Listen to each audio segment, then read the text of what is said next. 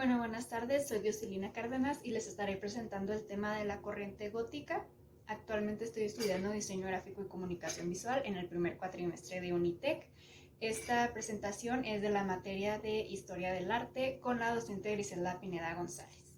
Comenzaré contestando las preguntas detonantes. La primera dice: describe qué rama del diseño o la comunicación visual piensas desarrollar profesionalmente a un futuro.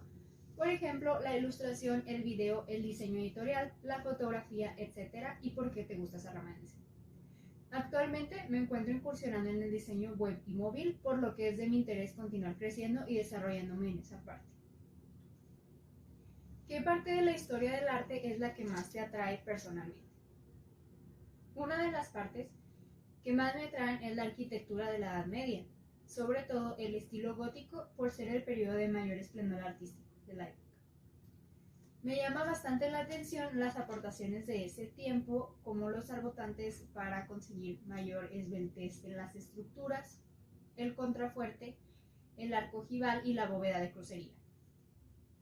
¿Por qué te atrae esa parte de la historia del arte? Considero que es un estilo fascinante que unifica el arte y la nueva teología de la época. Se concebía la luz como un símbolo de divinidad, el arte y los objetos artísticos fueron una expresión de esto, lo que simbolizó brillo en los materiales y el uso de colores vivos. ¿Qué corriente artística corresponde a esa época histórica? Serían el bizantino, el románico y el gótico.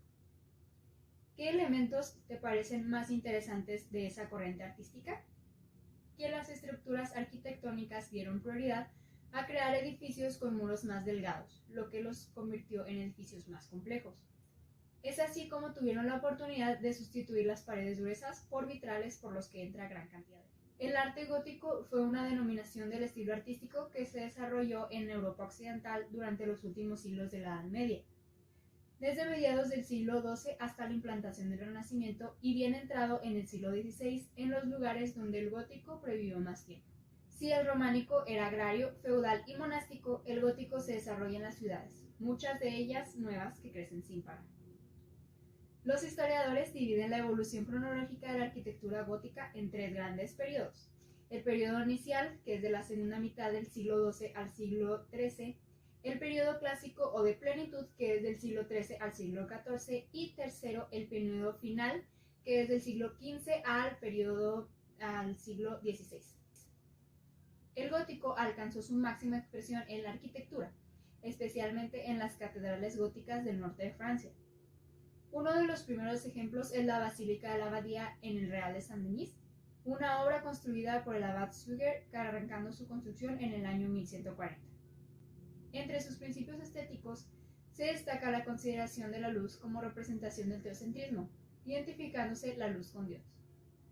Las principales construcciones fueron las catedrales y los monasterios. El arco ojival, apuntado y transmisor de esa sensación de elevación y luz, se convierte en el elemento constructivo más característico. Un tipo de arco que se empleó en puertas, ventanas y cúpulas. En esa búsqueda de ventanales más amplios para multiplicar la cantidad de luz al interior, se aligera el muro y se contrarrestan los empujes con contrafuertes y arcos arbotantes al exterior, cerrando los ventanales con vitrales y rosetones que dejan pasar la luz. Los vitrales de color, como ya comenté, dejan pasar la luz y también los colores vivos de los vidrios, multiplicando la sensación de luz y moviendo al recogimiento de la trascendencia. Las vidrieras se inspiran en la Biblia. El gótico consolidó la relación entre el arte y la religión que ya había puesto en marcha el románico, sirviendo tanto para transmitir el mensaje de Dios e infundir el temor del hombre frente al poder divino. Esto como para materializar el poder de la Iglesia. Continuaremos con los elementos más representativos, los cuales son el arco ojival o apuntado como elemento constructivo que permite una mejor distribución de las cargas de los techos. Su terminación en punta remarca la sensación de altura. Los arcos arbotantes, que podremos ver en la imagen a continuación, son unos elementos estructurales exteriores en forma de arco de medio punto que recoge las tensiones estructurales en el arranque de la bóveda, transmitiéndola a un contrafuerte. Y las bóvedas de crucería, que son un sistema de bóvedas entrecruzadas, a su vez atravesadas por arcos ojivales. Este es un sistema de soporte que ayuda a distribuir el peso de la estructura hacia los pilares. Los vitrales son unas extensas paredes situadas en la mitad superior de la edificación, enmarcadas por un sistema de columnas.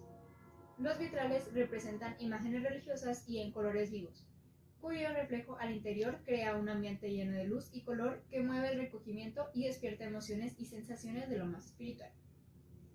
El rosetón es una ventana con forma circular y con ornamentaciones y calados. Destacaremos entre los actores principales a Juan Guas, el cual fue un arquitecto, maestro de cantería y escultor español de origen bretón. Este es, sin duda, uno de los mejores representantes del gótico tardío y del denominado gótico toledano. Entre las primeras obras en las que trabajó se encuentran las catedrales de Ávila y Segovia. Durante unos 20 años, del 1471 a 1491, trabajó en Segovia, donde realizó numerosas intervenciones. Pero la obra más representativa de Guas es el monasterio franciscano de San Juan de los Reyes en Toledo, mandado a construir por Isabel la Católica como recuerdo del triunfo en la batalla del Toro. Agostino da Siena es un escultor y arquitecto italiano de la primera mitad del siglo XIV, bajo la recomendación del célebre Giotto di Bondone, quien los consideraba como los mejores escultores de la época. Realizaron en el año 1330 la tumba del obispo Guido Tarlati en la Catedral de Arezzo, que Giotto había diseñado. Fue considerada una de las obras artísticas más perfectas del siglo XIV, pero fue hundida por los franceses bajo las órdenes del duque de Anjou. Jean-Baptiste Antoine Lassus fue un arquitecto francés del siglo XIV que se convirtió en uno de los primeros expertos en la restauración de la arquitectura medieval. Lassus fue el primero en aplicar los métodos de examen y racionamiento arqueológicos a los edificios medievales y en combinar este enfoque gráfico con el estudio de textos antiguos. Lassus combina esta investigación arqueológica con la práctica de un arquitecto restaurador. Está a cargo de numerosos y considerables monumentos, Le Saint-Chapelle y Notre Dame, así como las catedrales de Chartres y Le Mans. A manera de conclusión, les comentaré que en esta época la arquitectura resaltó de manera muy significativa, ya que fue impulsada por las creencias religiosas que suponían que las esculturas altas te acercaban más a Dios, y así conseguir la indulgencia.